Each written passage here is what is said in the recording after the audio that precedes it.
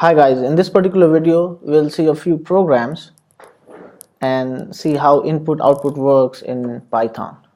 So the first program that we are going to do, we will input length and breadth and then we'll get the area as an output. So let's get started. Let's take a variable named length and use input function,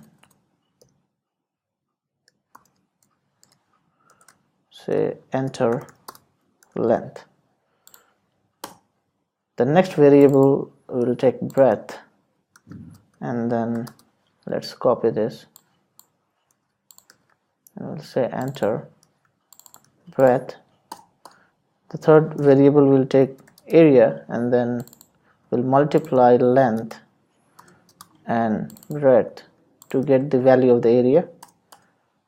Next we'll print it. Let's save and try to run this. Okay, length will be 12, breadth will be 15. Okay, now we get the value of area as 80 as an output. So this is the first program that where we have used input and output values. Let's see another program here. Let's comment it out. Okay, now we'll see another program where we will input the number of days and then it will output how many seconds in those days. So let's get started. First of all, days is equal to, let's copy from here, enter number of days. So the seconds value, we are going to multiply days with 24 hours, then convert it into minutes by multiplying by 60, and then from minutes we'll multiply by 60 to get the second value.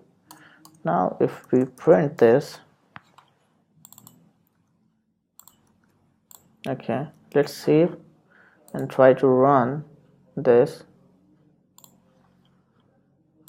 So the number of days 1, it will give us 86,400.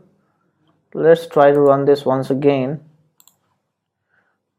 The number of days 2, and we are going to get this value. So we have seen a few, like a couple of simple programs using input output. In the next program we'll see something else, maybe functions or modules or something like that. Thanks for watching.